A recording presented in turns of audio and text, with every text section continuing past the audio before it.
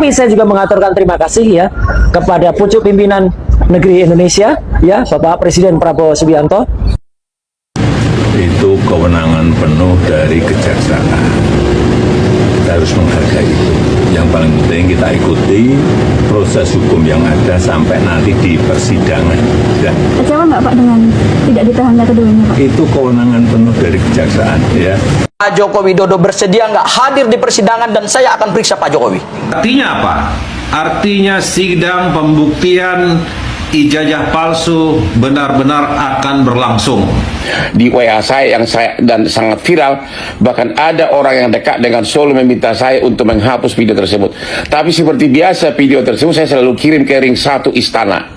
Karena presiden itu adalah mantan klien saya. Pengakuan dari Hotman Paris ya. Kemarin dia menyarankan Roy Suryo dan Dr. Tifa tidak ditahan. Nah, menurut pengakuan Hotman ya, video Hotman yang menyarankan Roy Suryo dan Dr. Tifa tidak ditahan ternyata mendapat respon dari geng Solo. Jadi geng Solo ya menyuruh Hotman untuk men-take down video yang meminta Roy Suryo dan Dr. Tifa tidak ditahan. Nah, kita tahu ya Hotman Paris ini berseteru dengan Rasman ya. Jadi Rasman sampai saat ini ya sudah ingkrah tetapi belum ditahan juga oleh Kejagung. Nah, sampai Hotman juga ya mempertanyakan kenapa Kejagung tidak menahan Rasman. Jadi menurut netizen, Rasman menjadi termol tentunya adalah untuk mencari perlindungan dari Jokowi. Tidak hanya itu saja, Amin Rais ya meminta supaya Prabowo untuk mengamati terus gerak-gerik dari Jokowi.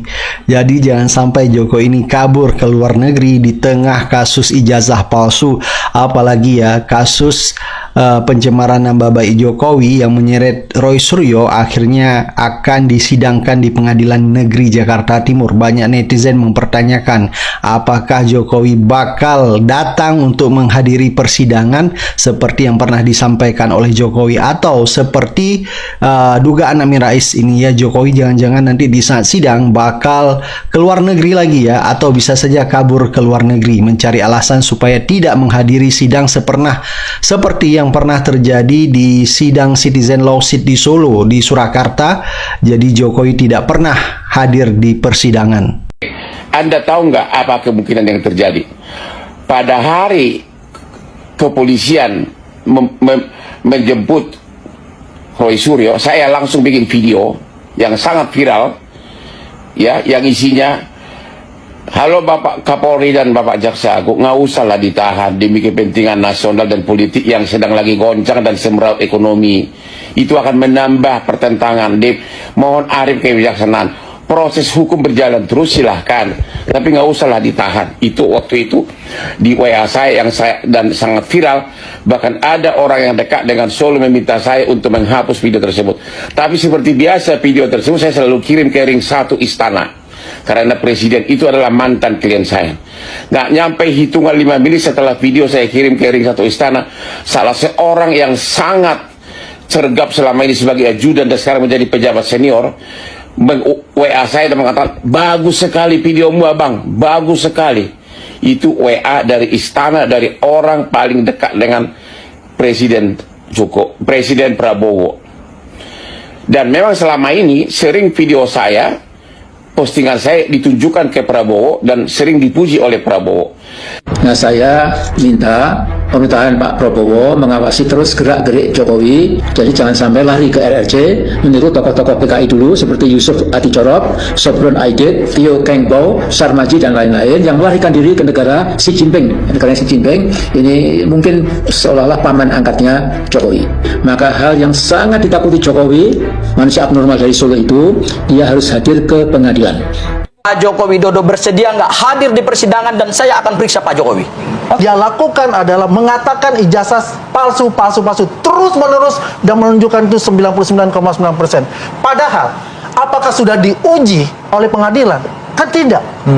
Dan ini apakah sudah dinyatakan asli oleh pengadilan? Artinya pencemaran nama baik diulang-ulang terus dan repetisi. Selagi itu belum ada yang menguji keasliannya kan. Ya, jangan bilang palsu. Jangan bilang palsu. Ini dibilang berdasarkan hasil kajian ilmiah. Bilang palsu, kajian ilmiah dari mana? Lapor sudah. Ya, belum diuji dalam persidangan. Sudah. Yang belum diuji dalam persidangan. Bukan peneliti. Mereka itu tidak mempunyai yang namanya jurnal. ilmiah, tidak mempunyai buku yang diterima secara ilmiah. Karena pernyataan dari yang namanya ilmuwan itu dari Bang Damada Girsang kepada mereka. Dan ini semua nanti akan diperlihatkan di persidangan kan Bang Andi? Intinya seperti itu, exactly seperti itu. Oke. Ya. Tapi kalau narasi terus yang digaungkan mereka, Baik. nah saya juga meminta kepada kejaksaan, Oke. kalau mereka lagi mengulangi seperti waktu mereka tersangka, ya mereka harus diciduk Ya, untuk itu. saya Karena sudah tanggapi. Saya tanggapi. Kemarin kami minta kepada kejaksaan bahwa penangguhan penahanan ini tidak membatasi hak tersangka untuk melakukan kegiatan apapun, termasuk memberikan pernyataan, termasuk melakukan menghadiri acara-acara televisi. Persiapan menjelang persidangan itu pembatasan hak. Jadi itu tidak benar itu. Jadi ya, Jadi pertanyaan saya terakhir adalah persiapan menjelang persidangan tentu dilakukan dong. Kami siap. Kapan persidangan akan dimulai? Bukti ataupun saksi untuk di persidangan. Bang Andi, tolong hormati Bang. Kami siap menghadapi proses persidangan. Pertanyaan pertama adalah Kapan pertanyaan saya? pentingnya adalah yang mungkin dalam 1-2 minggu ke depan. Pertanyaan pentingnya adalah Pak Joko Widodo bersedia nggak hadir di persidangan dan saya akan periksa Pak Jokowi. Oke. Ini orang yang sangat sombong. Enggak, cukup dijawab saja. Akan hadir 100% sudah dikatakan itu. Oke, dengan Kita membawa lihat ijazah aja. yang menurutnya asli ya, gitu ya. Betul, asli dong. Kita tunggu di persidangan. Terima Asli yang kasih ditutup ya. palsu untuk itu. Oke, Ijazah itu adalah boleh dikatakan alas hak ya, dokumen tertinggi seseorang. Dia memperoleh ijazah itu dia sarjana itu sudah paling tinggi final. Tapi sebelum mendapat ijazah itu harus ada dokumen-dokumen pendukung. Seperti ijazah Jokowi itu tidak serta merta ijazahnya itu ada, tapi ada dokumen-dokumen pendukungnya seperti KHS, KRS, terus catatan KKN-nya dia. Terus yang paling penting yang kami lihat adalah soal dokumen ketika ijazahnya itu diminta untuk dilegalisir. Ya, halo teman-teman semuanya, selamat datang kembali di kanal Survei Politik. Ya, teman-teman bayangkan saja seseorang yang selama ini punya pengaruh sangat besar, tiba-tiba berada di posisi paling lemah. Tidak bisa bergerak leluasa, kekuasaannya tergerus, dan harta benda yang ia miliki kini berada di bawah kendali hukum. Ya, itulah yang sedang terjadi dalam perkara besar yang kini menjadi sorotan nasional. Kabar ini bukan sekedar isu biasa, sudah ada keputusan awal, bukti yang dikumpulkan, dan pernyataan langsung dari pengadilan.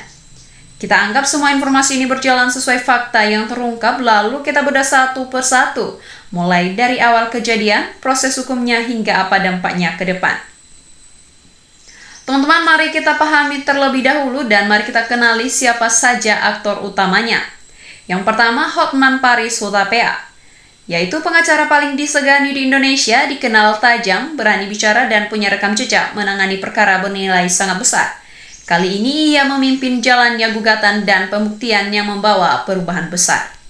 Aktor yang kedua yaitu JKW, yaitu sosok yang selama ini punya akses luas ke sumber daya, aset, dan kekuasaan. Namun di persidangan ini posisinya justru terjepit setelah rangkaian bukti mulai disusun rapi. Ya, semua berangkat dari laporan yang menyebutkan adanya aliran dana yang tidak jelas asal-usulnya, pembelian aset mewah dengan nilai yang tidak sebanding dengan laporan kekayaan resmi, serta dugaan penyimpangan transaksi keuangan dalam jangka waktu bertahun-tahun.